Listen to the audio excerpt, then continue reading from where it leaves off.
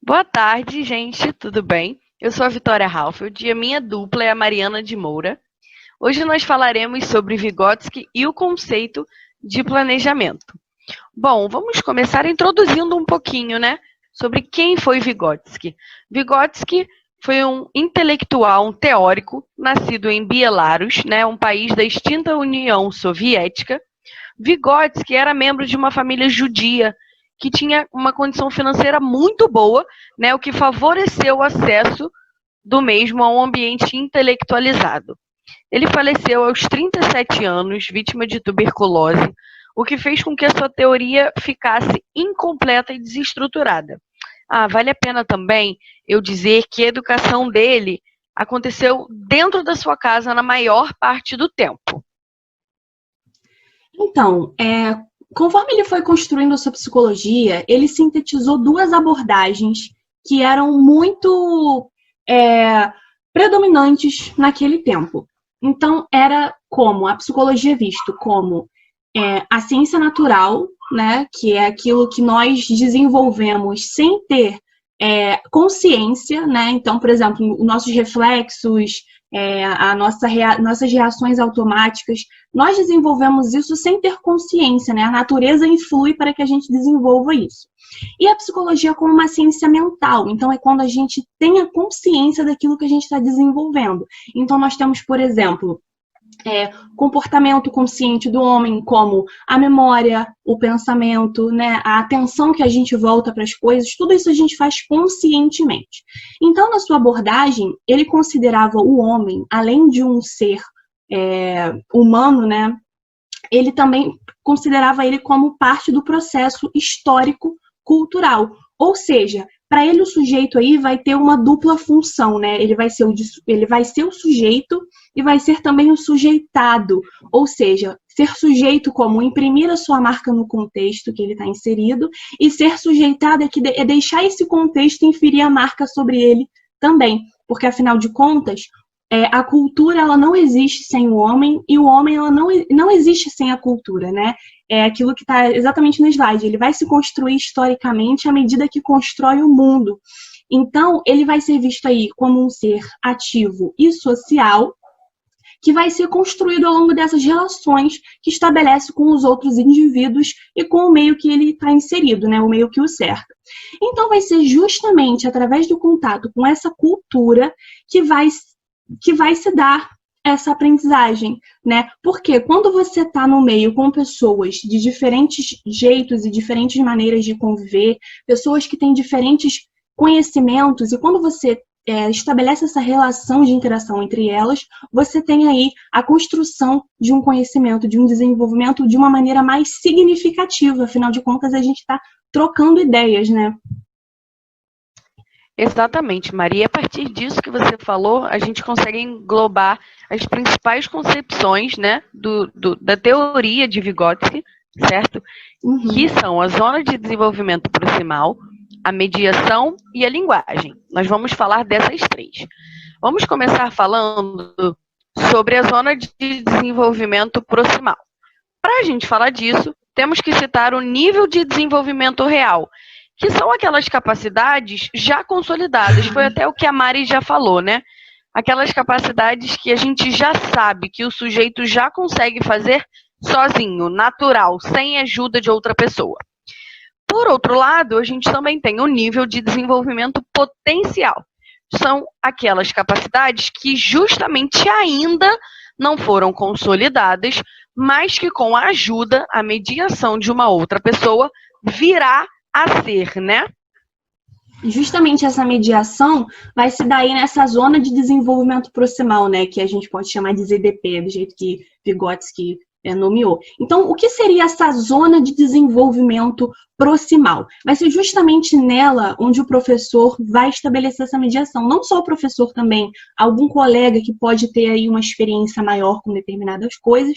Então, essa zona de desenvolvimento, ela vai justamente servir para que o indivíduo, né, com a mediação, com a ajuda de outro, possa realizar atividades que ele ainda não sabe realizar sozinho. Então, vai ser justamente isso, vai ser tirar do desenvolvimento potencial e colocar no desenvolvimento real. Então, uma coisa que eu não sei fazer, eu posso aprender a fazer com a ajuda de outra pessoa. A gente tem isso, é uma imagem aqui que ilustra muito bem isso, que de um lado do precipício, nós temos aqui aquele saber que a gente sabe, o conhecimento consolidado, e do outro lado a gente tem aqui o que ainda está a ser alcançado, né? E essa ponte aqui vai servir justamente como a zona de desenvolvimento proximal, né? Que é essa mediação. Então, é aqui que o professor ou o seu colega de turma vai poder te ajudar a alcançar esse conhecimento que você ainda não consegue fazer sozinho, né? Não consegue alcançar sozinho.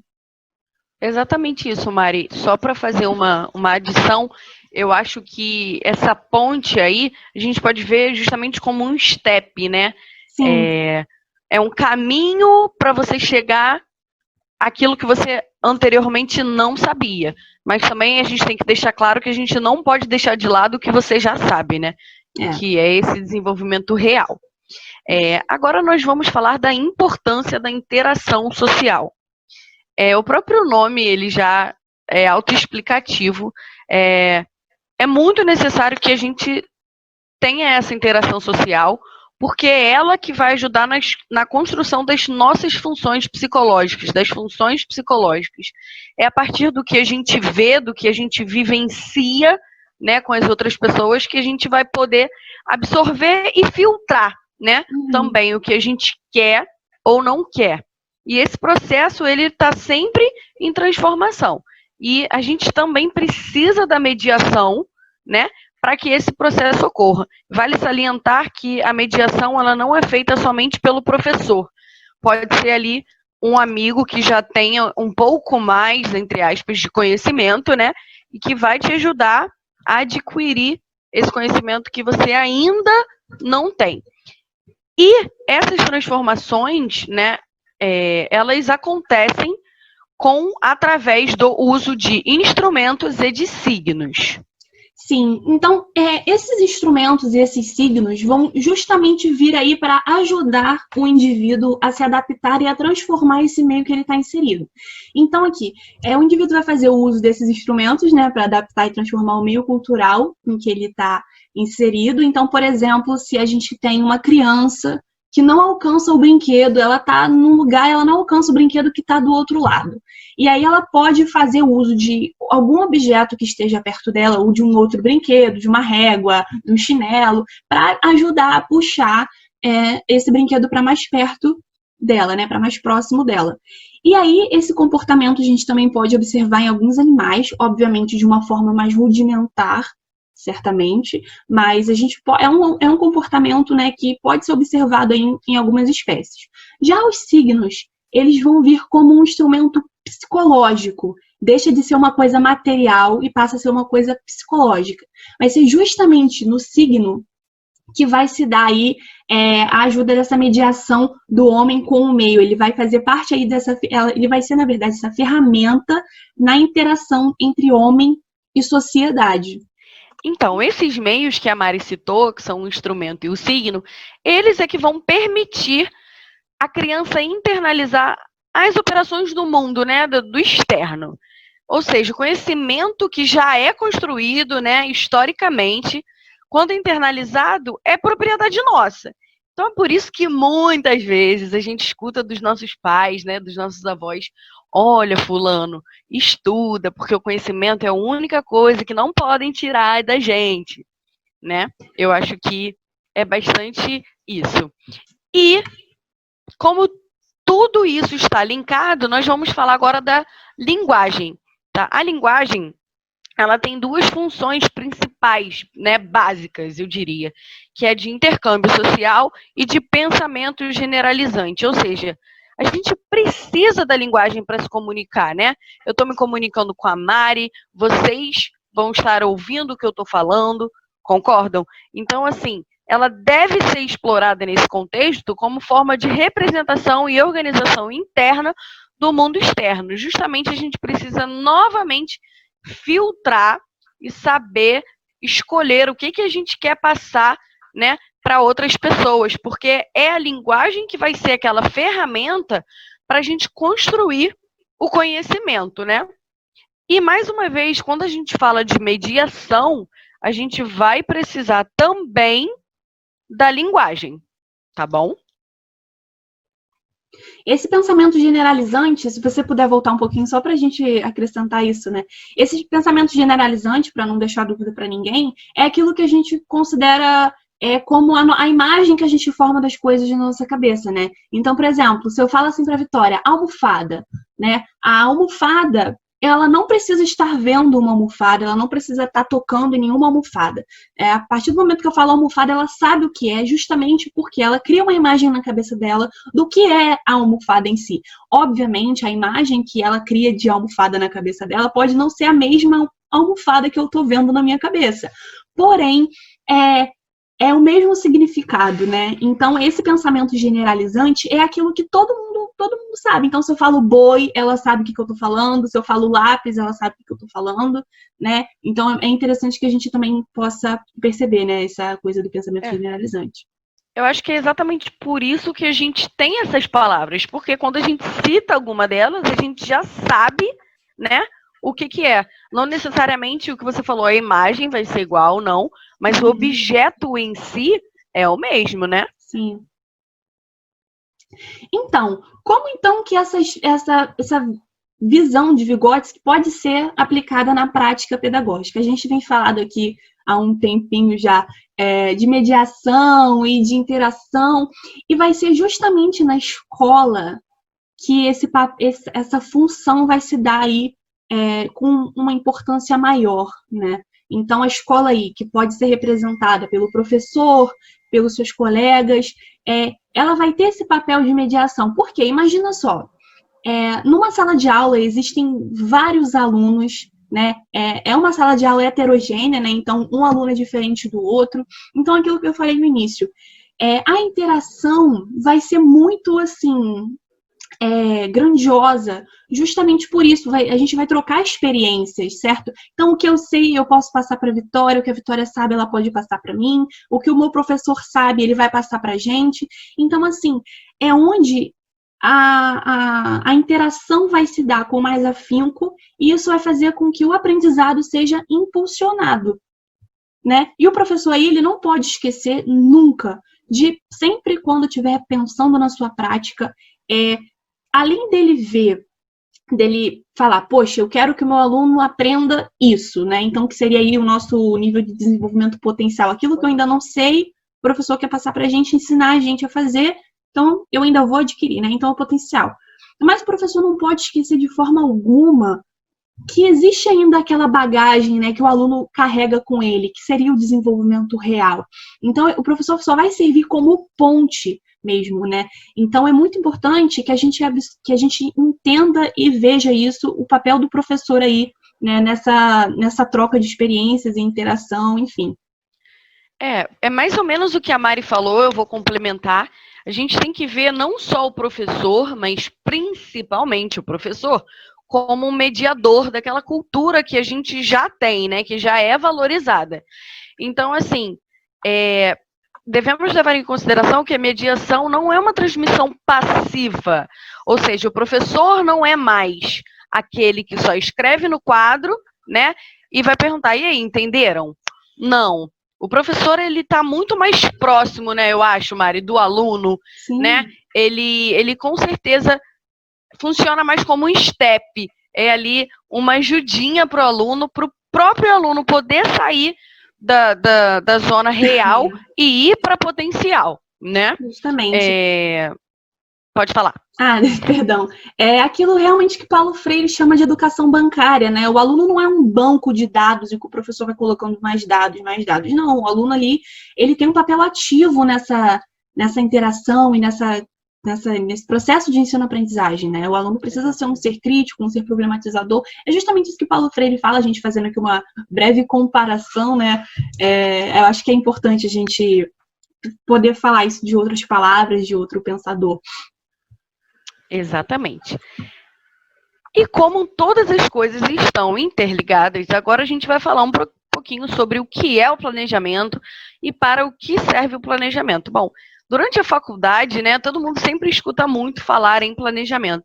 Mas para que serve o planejamento e como eu devo fazê-lo? Bom, gente, o planejamento, ele deve conter as decisões pedagógicas do professor. Tá, mas que tipo de decisão pedagógica? Bom, o que ele vai ensinar, como ele vai ensinar e como ele vai avaliar, né, aquilo que ele passou, aquilo que ele, junto com os alunos, conseguiu fazer e explicar.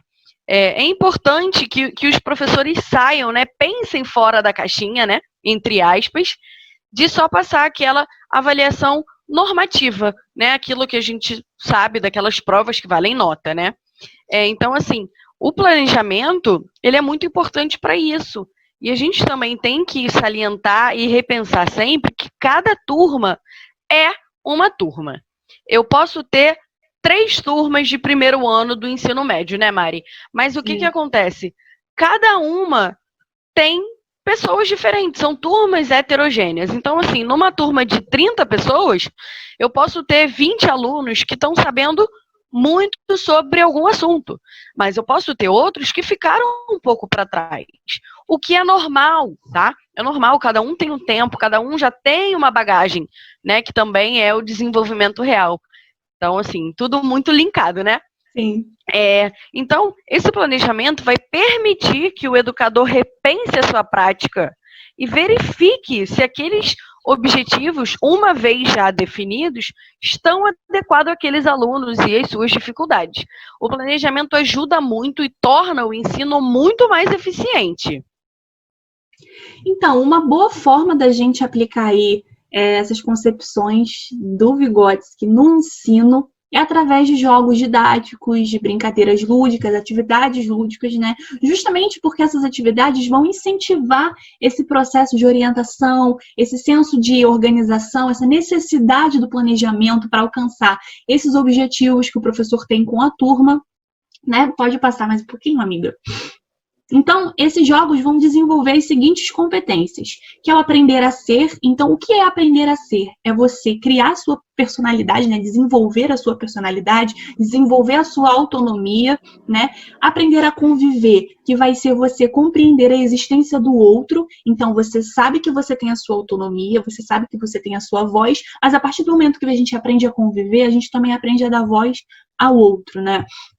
Aprender a conhecer, que é usar dos artifícios de educação aí para desbravar o mundo, né? De compreender o mundo e todos os processos. E o aprender a fazer, que vai ser justamente a gente aplicar isso na nossa vida, né? Nas situações, como a gente pode lidar com as situações da vida, né? E é através dos jogos, com certeza, que essa aprendizagem vai se dar de uma forma mais prazerosa, com mais entusiasmo, porque vai ser uma coisa muito espontânea. O aluno vai parar de criar aquela barreira, né? Muitas vezes o aluno pode construir essa barreira que não deixa o conhecimento entrar, que não deixa o conhecimento chegar até ele, justamente porque vê algumas atividades e, enfim, não acontece, né? O flowzinho não acontece. E aí, através desses jogos, que o aluno pode, né, vir a dar aquela relaxada e sem perceber, esse conhecimento acontece, né? Esse processo de experiências também pode vir a acontecer. Exatamente, Mari. Mas o que a gente tem que chamar muita atenção é que o jogo, ele precisa ter sentido aquele aprendizado. Eu acho que assim, estamos no final do ano, já demos todas as matérias, né, necessárias, tudo bem a gente passar um jogo, entre aspas, qualquer. Mas se a gente realmente quer um jogo ou uma brincadeira, uma atividade lúdica como parte do conhecimento para aquele aluno possa fixar aquilo ou até mesmo aprender, a gente realmente precisa de um jogo que tenha sentido, né? Sim. Então, assim, até para o jogo, como vocês podem ver no slide que Campos citou, até para fazer essas atividades é necessário que haja um planejamento. Ai, mas por quê? Porque a gente precisa saber como a gente vai criar esse jogo, quem são os nossos alunos, quais são os nossos recursos, porque pensem comigo, eu não posso passar uma atividade, um jogo, né, num colégio privado, que eu vou ter tecnologia em abundância, né, talvez os alunos tenham um pensamento crítico, né, mais avançado ou não, tudo vai depender da turma, e eu não posso fazer esse mesmo jogo numa educação pública, porque muitas vezes você não vai ter tantos recursos tecnológicos dessa forma. É uma questão adaptativa, né? Exatamente, por isso que você tem que ver os recursos a fim de adaptar, né? E é importante que, assim, essas atividades que voltam os nossos alunos para o coletivo são fundamentais, uma vez que essa troca é muito importante.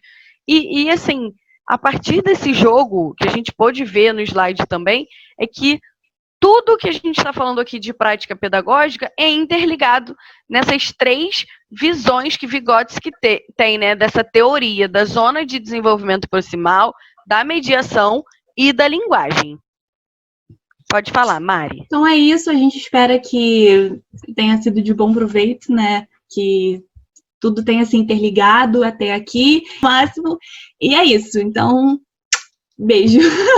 Exatamente, gente. A gente espera que vocês tenham gostado. Obrigada por assistir, né? E as referências são de grande importância, porque, com certeza, através delas, vocês podem obter mais conhecimento e entender um pouquinho mais, de repente, do que a gente estava falando. Obrigada e até a próxima. Obrigada.